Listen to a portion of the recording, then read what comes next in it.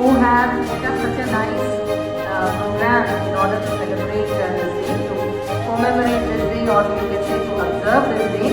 And each one of them, they have made a nice placard and they have read it out. And this day is not just to celebrate or to observe and to create awareness just for one day. See, you are the future. The world is for you now. Because our lives, almost we have spent all our lives, isn't it? Maybe we will live for another few more years. But for you all, you have a long, many years to go.